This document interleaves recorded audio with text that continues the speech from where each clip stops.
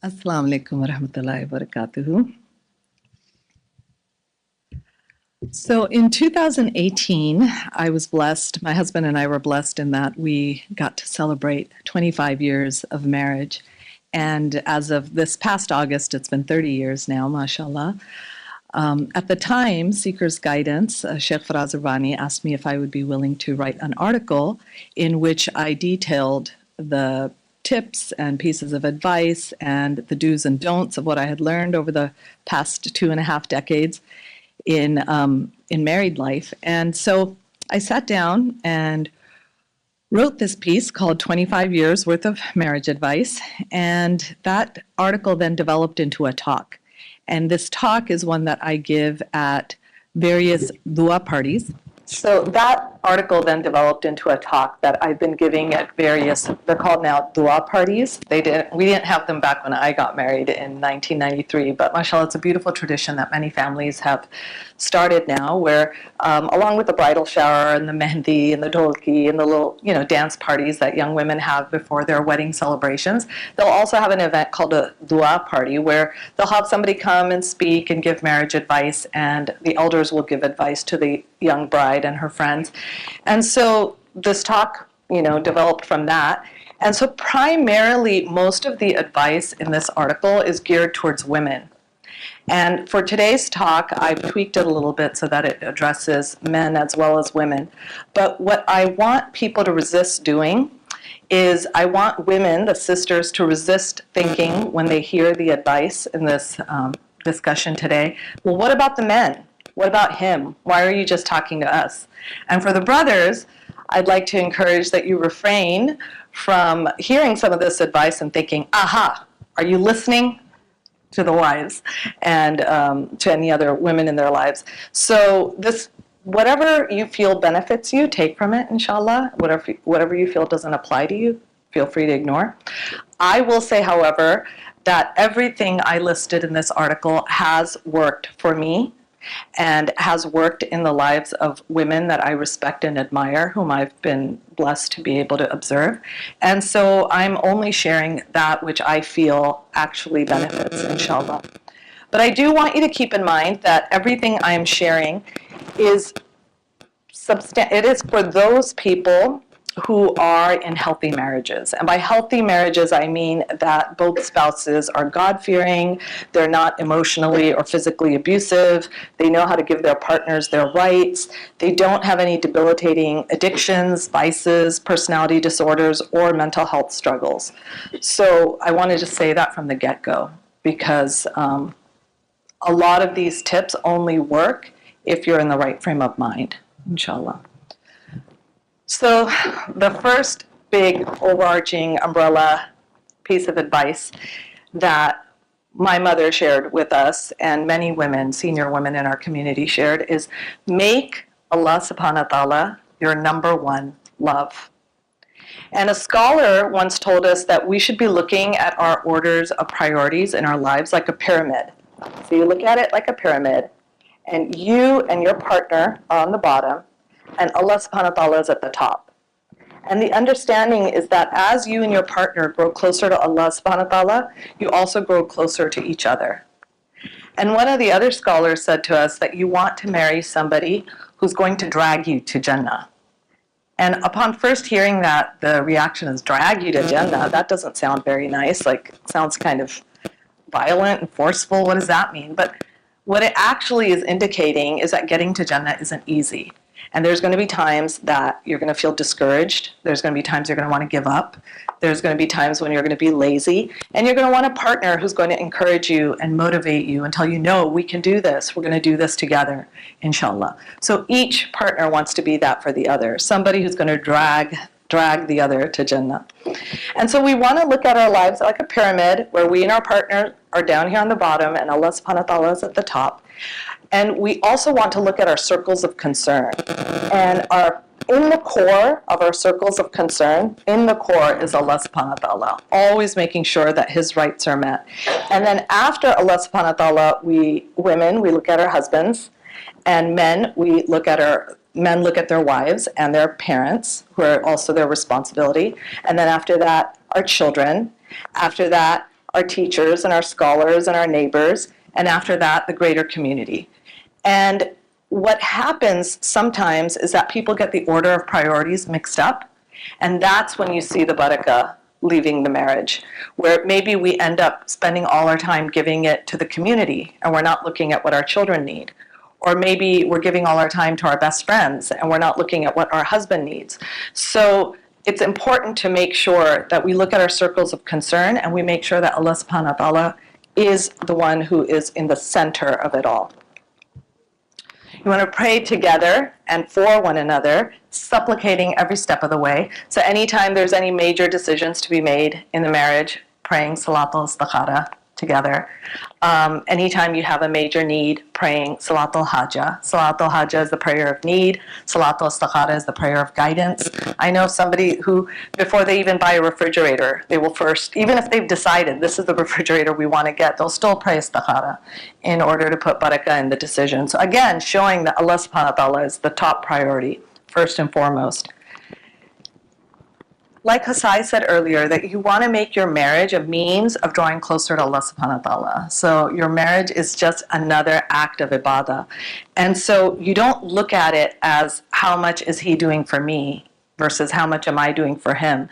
You look at it more as what am I doing that's going to be pleasing to Allah subhanahu wa ta'ala. You want to have big intentions, and you're not, when you make big intentions and have big intentions, you're not keeping score. When you keep score, that is what brings bitterness and resentment into the marriage. So seeking Allah subhanahu wa ta'ala's pleasure and his approval is what's going to get, inshallah, all of us on the right track. Okay, so the first section was make Allah subhanahu wa ta'ala your number one love. The second section is work on increasing your love and affection. Men should know that women need affection. It's a primary need for women. And so we want to follow the example of the Prophet ﷺ. There was a reason that he encouraged spouses to hold hands and to feed one another from the same plate. Just like any other blessing, marriage can start to feel stale. It can start to feel old. You can start to take it for granted. But these types of intimate gestures help reinvigorate the marriage. You want to take note of the 5 languages of love. There's a book out there that you can find that discusses the 5 languages of love. But a quick synopsis is that there's 5 ways that men and women show love to one another. 5 ways all human beings show love to one another. And the way people show love is by providing service, by giving your time, by giving verbal praise and affirmation, by giving physical affection, and by giving gifts. These are the 5 languages of love. And you want to see which language of love your spouse is utilizing on you. If you have a different language of love, your spouse may not notice your language of love because they can't hear it because you're speaking a different language. And I'll give you a case in point. My love language is verbal affirmation. Big surprise. I'm big about talking, right? And telling people how much I appreciate them, writing about how much I appreciate them and love them. My husband's language of love is service. He doesn't talk much about how much he loves you. He's just quietly doing what needs to be done. And the times that my husband and I butt heads or we have a conflict, it's usually when we're speaking different languages of love and we're not hearing each other. So mine might be, I made an effort to look nice and you didn't say anything about how pretty I look, or you didn't say anything about how delicious my food is that I made for you today. And an example of a time when he was frustrated with me was when I borrowed his car and I came back and the gas tank was on empty. Because that's something he would never do. He would never leave me with an empty tank of gas. And so to him, it was a sign of inconsideration for me to overlook the fact that I was leaving him with an empty gas tank, because he's all about service. So for me, in order to make sure that my husband feels loved, I have to get out of my comfort zone and do what I know my husband would do to show his love to me. And he gets out of his comfort zone, inshallah, and tries to make more of an effort of talking about things that I might want to hear from him. Another big need for women is the need for intimate conversation. They say that men fall in love with their eyes and women fall in love with their ears. And there's truth to that. that there's a reason women love poetry, and there's a reason women love deep and intimate conversations, and why they like to get on the phone with their friends and talk to them for a long time. Whereas husbands are just fine, hearing the basic details of what's going on, the basic points, and not going into too many details. So that's something for men to keep in mind, that women need intimate conversation, and they need undivided attention when you are talking to them. So you want to establish a routine or a tradition that nobody else is allowed to get in the way of. So not work, not your parents, not your children. For some couples, it might be Sunday morning brunch. For others, it might be after dinner tea. Others may choose to go on an evening walk or read aloud to one another when they're in bed. There are many who've established a designated date night in their weekly schedule. The point is, you want to have something special just for you two, and then you want to jealously guard it. It should be something that you both will miss if it ever gets taken away. By the way, something I actually meant to bring up in the beginning, which I forgot to. The title of my talk is actually about failing marriages. And I'm actually an optimist, and I'm somebody who tends to look at the glass as half full. And so I wanted to flip the script. Instead of talking about failing marriages, inshallah, I'd rather talk about what makes a marriage successful. And then people can look at that and see, what is it that I need to be doing more of, and what is it that I need to, inshallah, maybe stop. So date nights and special time for one another is something very important to bring into your schedule. You want to hold on to your passions and your interests. You may not be into each other's pet projects, and that's okay, but you should be each other's biggest cheerleaders. You want to ask sincere questions about whatever hobby the other person is into. I am not into football. I don't understand the game. I don't get why my sons and my husband are so excited about football, but I try to support them when they have their Super Bowl parties. I try to occasionally ask questions about what's going on. But I don't poo-poo it. I don't put it down. I don't make fun of them. I don't dismiss it as if it's something, dumb. My husband jokes that he's a coffee and donut guy married to a tea and scone girl. We're very different about the things we like and that we enjoy. But we do try to take a healthy interest in what the other person enjoys, and without being condescending about it. Men need recreational companions. They need their spouses to be interested in what they're doing and to make time to accompany them for things that are of interest to them. I was very touched recently over Thanksgiving break. My husband went out of his way to take me to visit the birthplace of William Shakespeare in England.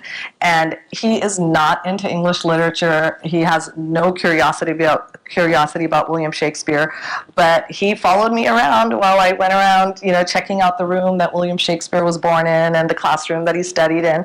He was a good sport about it. The truth is, if he made me go to a football game, I don't think I'd last, but alhamdulillah, it was a sign of him, inshallah, taking an interest in that which I'm interested in.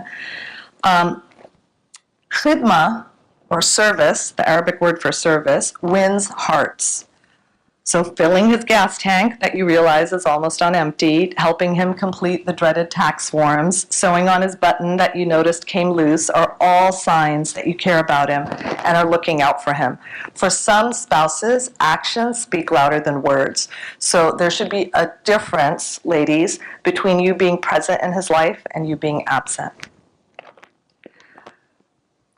Haifaa touched on this in her talk, and I'm just going to quickly skim over it, but it's a very important point. Among the most important duties of husbands and wives in the Islamic context is the fulfillment of one another's sexual needs. This is not something to be taken lightly. Spouses who insist on rejecting their partner's advances cannot be surprised to then witness their relationship disintegrate. There are situations when a husband is forbidden to approach his wife for intercourse during her menstrual cycle, during her postpartum bleeding, and during the fasts in Ramadan. But outside of these cases, it is imperative for both spouses to do their utmost to make sure that they are partners in every way, not least of which physically. Always, always pray to Allah subhanahu wa ta'ala, great and glorified is He, that He maintains the love in your heart for your spouse, and that He preserves the love in your partner's heart for you. Allah subhanahu wa ta'ala is the one who put the love in our hearts for one another, and He's the one who can take it out just like that. Just like that. If tomorrow your spouse decides that they no longer love you and no longer want to be with you, there is nothing you can do about it. It is completely a gift from Allah subhanahu wa ta'ala that out of the billions of people in the world, there's one person who's choosing to love you, and you are choosing to love that person. So you have to recognize it as a blessing, and you need to be doing Salat al-Shukr, prayer of gratitude for that blessing. Okay, the next section. Your grandmothers were right. All men want respect. Ladies, men need admiration. They need to feel appreciated, and they need to feel that their women are proud of them. The wife may be the one to instigate most of the major changes in life. She might be the one who brings home the thicker paycheck. In some cases, she may even be older. However, the husband should be given the respect of having the clear role of being the Amir, or the leader of the family. He should be honored by the wife and the children as the guardian of the household. And he, in turn, should recognize that Allah subhanahu wa ta'ala is the guardian of his and his wife's household. Now, of course, acknowledging that your husband is the Amir doesn't mean that you aren't vocal in sharing your opinions. One grandmother joked, the husband is the head of the family, but the wife is the neck that turns the head. You don't want to contradict or correct your husband in public. And same with husbands. You want to give each other the dignity that your partner deserves. You don't want to ever demean your spouse to your children. If you don't honor your children's parent, your children will not honor their parent either. And remember, it's still riba, or backbiting, to talk about your spouse in a way that he or she wouldn't like, even if you're only discussing your partner with people who will always love him or her. You don't want to let down your guard when it comes to your partner's rights. Ladies, if your husband ever buys you a gift that you don't love, love it anyway. Try to see the heart of the gift giver behind the gift. There are always gentle and cheerful ways of honestly communicating your preferences at a later time. And this is an important one for young people these days. Regardless of whether you had a social media presence before your marriage or not, once you're married, be aware of your partner's views on how much you post about yourself and your life with your partner. You want to respect each other's limits. Put your cell phone, your book, and yes, even your prayer beads away when your partner is trying to talk to you about their day.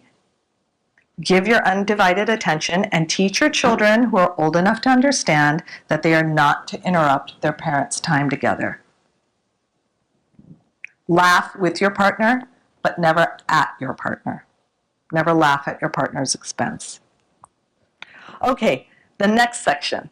Make your home a haven, and ladies, make yourself his huri. And men, make yourself her hero. Now, I realize that there are many women today who are uncomfortable with the word huri.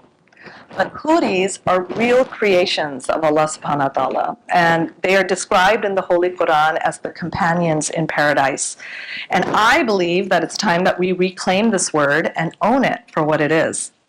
There's no reason why our homes cannot be little pieces of paradise, inshallah. And there's no reason why we cannot be heavenly companions for our husbands within our own homes.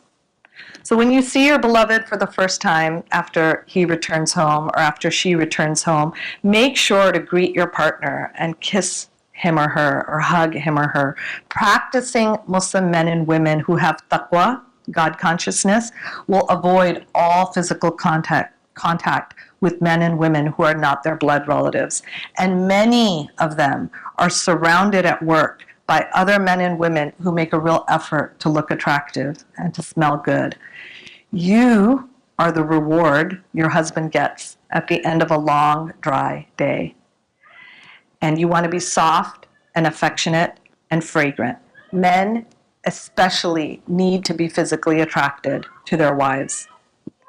And men want domestic bliss. What does domestic bliss look like? Everybody wants domestic bliss. So this is an umbrella definition of domestic bliss. But men especially are looking forward to escaping the world and finding that domestic bliss and support in their home. What it looks like is peace and quiet and no nagging. And it's a world that smells good, that's clean and organized, and it's not chaotic, and where a person feels welcome and a person feels supported. And so we want to make a real effort to make sure that our homes are the eye of the storm, right? The whole world is in turmoil right now. There's a big storm raging around us, but every storm that Allah subhanahu wa ta'ala has created has an eye of the storm, where everything is peaceful and calm and quiet and things are not whirling around. Our homes can be the eye of the storm, inshallah, if both husband and wife work at it. When you know that life has been stressful and busy, this goes for the men as well as the women, wait until your partner has had a chance to relax before asking them to do anything or breaking any bad news to them. Everything about you, from your clothes to your hair to your skin to your breath, should smell clean and fresh for yourself, yes, but especially so for your partner. You want to be kind and welcoming to one another's friends, but you don't ever want to be in solitude with the opposite gender. And that includes not being alone with with a person of the opposite gender on social media either. It's very easy to think that you're safe because there isn't any physical contact, but it's very easy to start to become emotionally attached to somebody else. If they're showing you kindness and friendliness, even if it's just through texting or on social media. Okay, the next section is called Conflict is Inevitable. Learn how to manage it in a healthy manner. So the first 2 years of marriage often end up being the most exciting as well as the most challenging. Even if you were to go on a fun best friends trip, you know, the men with their buddies and the women with their girlfriends, if you were to go on a trip, you're bound to rub each other the wrong way after being in each other's space for, you know, periods of time and traveling together. So of course that's going to happen even with your spouse, especially with your spouse. And so in the first couple of years, you're learning how to live with another nafs, with another ego, while your partner is also having to do the same. But what it comes down to is that marriage isn't so much about struggling against another nafs, another ego, as much as it is about struggling against your own nafs, against your own ego. So expect to be challenged, intend to grow. It's perfectly okay to have different personalities and to have different interests. Variety is a spice of life. But what you want to make sure is that both of you have the same goals for your marriage and for your future family, and that you're both on the same page about how you're going to achieve those goals, inshallah. So one of my cousins caused a bit of consternation in our family when we were having a group discussion about marriage. We were giving advice to a cousin of mine who was getting married. And he said, I don't believe in the word compromise when it comes to marriage. And my mother, she was like, what are you saying? Marriage is compromise. But then he went on to explain, if you think of everything as a compromise, you're going to keep score and you're eventually going to become bitter. Once you decide to do something, try to embrace it fully and believe in it. Don't think of it as a compromise anymore. And we all agreed that there was wisdom in that. You want to self-reflect, and you don't want to be too proud to apologize. The relief on your partner's face and the peace that comes in the home after suffering the sting of stepping on your own nafs, on your own ego, in order to say, I'm sorry, I was wrong, is so, so worth it. It's worth it. It's a given that all of us are going to get angry at some point or another, but it's when tempers are flared that people's true natures are revealed. You want to be mindful of who you always want to be. Try, even if it's a struggle, to maintain your adab, your manners, your etiquettes when you're upset. Being angry is never an excuse to break or throw things, to scream, to curse, to use foul language, to slam doors, to pull hair, to scratch, to spit, to raise an arm, or to throw punches. These are all things that happen in dysfunctional marriages. There's no excuse for them ever. Don't casually toss around the D word, divorce, every time you feel overwhelmed. In regards to our interpersonal conduct when we're feeling frustrated, it's important to always remember Allah subhanahu wa ta'ala is watching.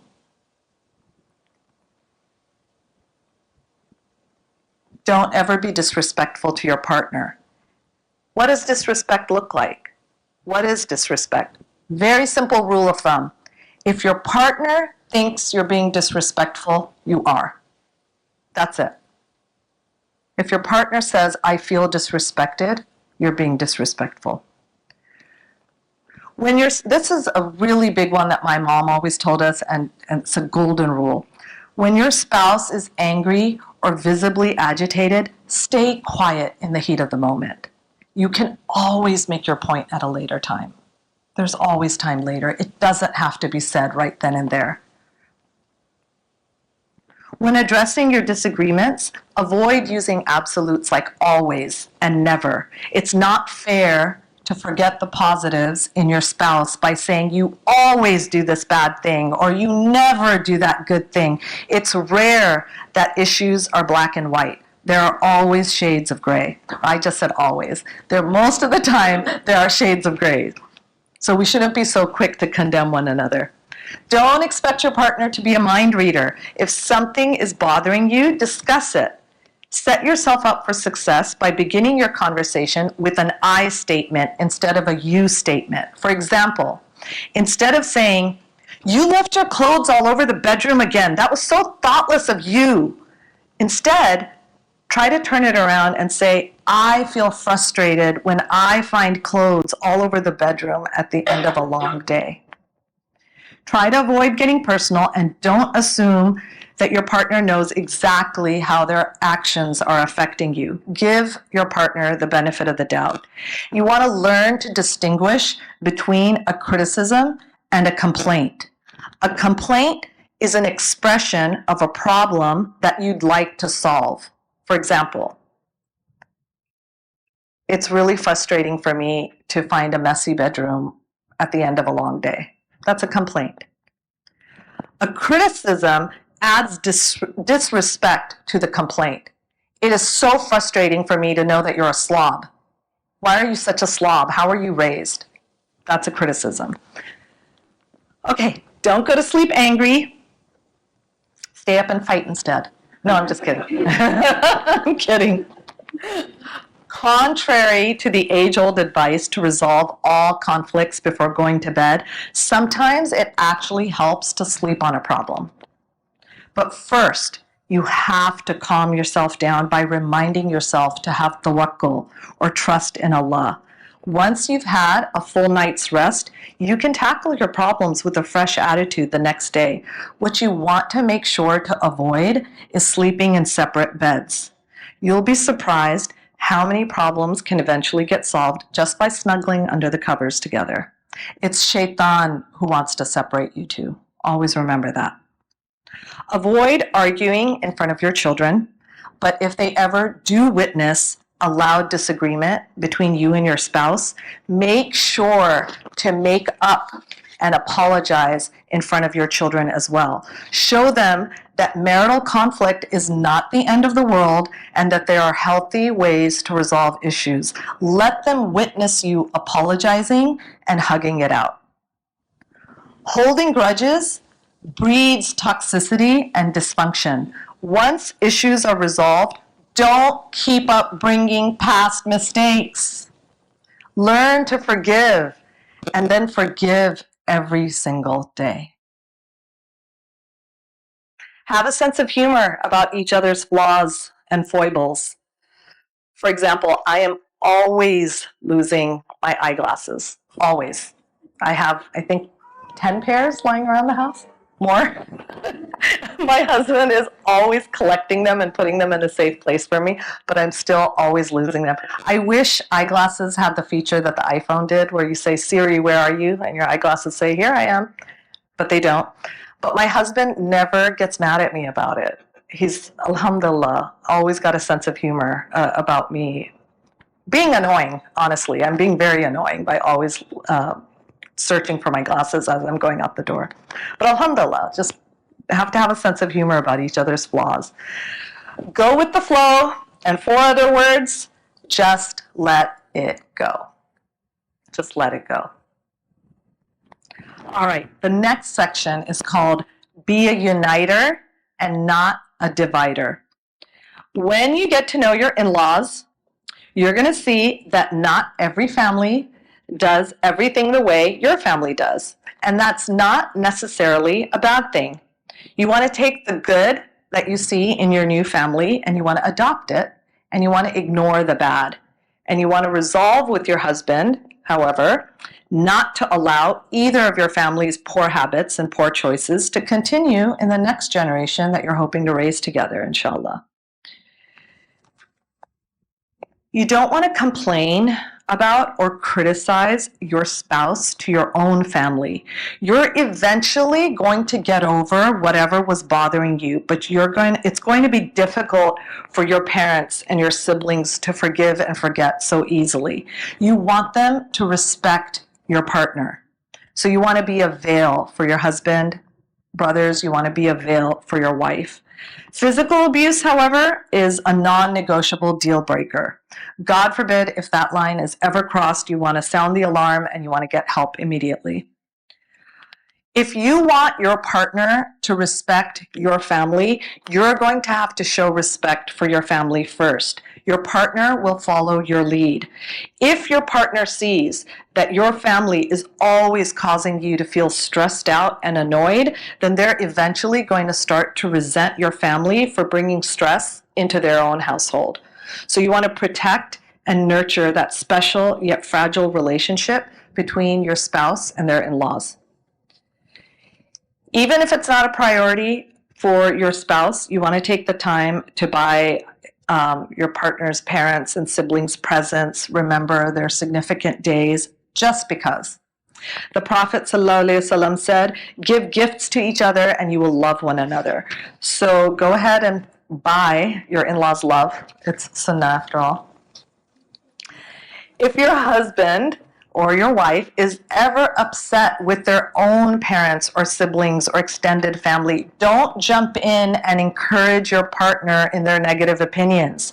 You want to defend your in-laws and make excuses for them and encourage your partner to see the good in them. Be their advocate. If you have nothing nice to say, just stay silent. Your partner may not admit it then, but he or she will be grateful for your attitude later and will thank you, even if only in their hearts. Because the truth is, nobody wants to hear anybody else bad-mouthing their own family.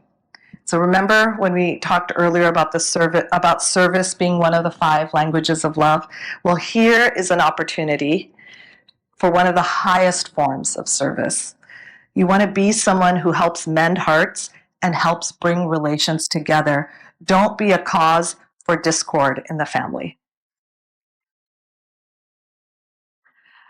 This next section is called Don't Try to Keep Up with the Joneses. You want to avoid debt like the plague.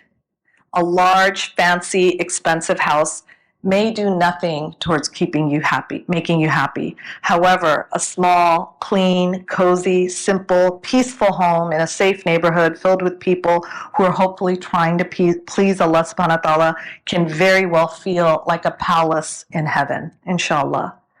Responsibly managing the family budget will avoid a lot of stress in your marriage. Paying riba or usury brings about all kinds of problems in one's life, and it destroys the barakah or the blessing in the home. Don't ever pay interest, even if it means you never get to own your own home or your own car in this life. Keep your akhirah glasses on, as they say. Make do with what you have and only complain to Allah subhanahu wa ta'ala for your wants and needs. Make your husband feel like a hero. Make your wife feel like a huri. Having said that, don't hesitate to schedule time to have honest conversations with your spouse about anything that needs to be improved. The key is not to become an irritating nag who is constantly whining and complaining and issuing orders. You want to talk to your spouse when he or she is in the headspace to listen. Be grateful, be grateful, be grateful. Allah subhanahu wa ta'ala says in the Holy Quran, if you are grateful, I will surely increase you. And Allah subhanahu wa ta'ala always keeps his promises. Remember, you're not going to have it all. Not in this life, at least. So don't compare your life to others. And at the same time, you might not want to brag to the world about how happy you are or how perfect your life is. Ain, the evil eye, and hasad, malicious jealousy, are two realities that Allah subhanahu wa ta'ala in his wisdom has allowed to exist in this world. So you want to protect your marriage from them.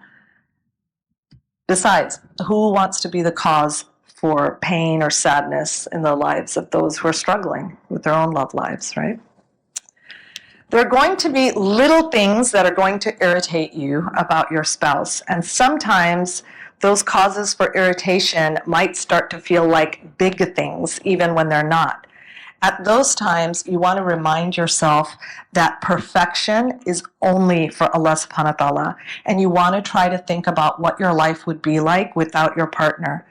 And you want to be grateful for a spouse who is choosing to somehow still accept you despite your shortcomings.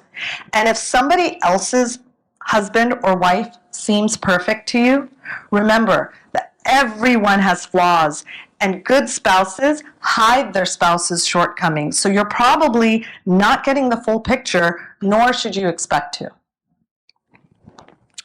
This is a big one, and I heard Baba Ali touch on this earlier. Instead of chasing happiness, try aiming for contentment instead. Aim for rida, for contentment. Don't take one another for granted. Your spouse is a dunyawi or worldly blessing that can be taken away at any moment. And believe it or not, somewhere out there is somebody who would be more than happy to trade places with you. So appreciate what and whom Allah subhanahu wa ta'ala has given to you. The next section is called Have a Mentor in Marriage. Avoid getting marital advice from people who you know are having their own relationship problems. Similarly, stay away from getting advice from newbies who are still learning the ropes themselves. I tell this to young people all the time. Don't get advice from your best friend who got married last year. Look to someone who has a long-term, successful marriage of his or her own to find out how to make it work. Try to find one wise, discreet person to consult. Don't tell everybody your problems. If somebody you respect says that you need therapy, you probably do. Don't be ashamed to do whatever it takes to save your marriage. Give it your all. If you do pay for marital therapy, only seek out trained professionals who understand and respect the parameters and priorities of your religion. You'll be surprised at how often well-meaning but spiritually clueless therapists will prescribe the haram, or divinely prohibited, as medicine for a troubled marriage. I know of a young couple who were having bedroom issues, and their non-Muslim marital therapist told them to watch pornography together. That was what they were advised. So we're very grateful for organizations like Wasila and Muslim marital therapists in our community who we can turn to, inshallah. Okay, and the last section is called Set Yourself Up to soar spiritually. Your spouse may be your best friend, or maybe he or she is not your best friend. That's okay. Either way, you don't want to neglect your good friends that you do have in your life. You want to take time to nurture those bonds that help you be a better person. There's going to come a day when you're going to need the women, you're going to need the support of your sisters, and there's going to be a time when brothers, you're going to need the support of your brothers. But don't let falling in love make you fall out of friendship with your tribe. You want to consider connection with your friends as part of your self-care. But remember that your spouse and your spouse's needs always take precedence. If, after being married, people routinely mistake you for being single, you're definitely doing something wrong. You want to attend religious classes together, religious workshops together, either in person or online. The point is to keep growing together spiritually. You may not grow at the same pace, and that's okay. You're two separate souls, after all. But at least you'll respect the same teachers, and you'll understand each other's motivations and end goals, inshallah. Instead of listening to those people who advise, don't let marriage change you, amend their words to marriage should only change you for the better, inshallah. Take an occasional break and travel, even if you can only afford to do so locally. We're very fortunate here in Northern California, lots of beautiful places to explore. So get out there and get out of your neighborhood and explore together. But, like Hosai said earlier, make Allah subhanahu wa ta'ala your ultimate destination. That's it. Thank you.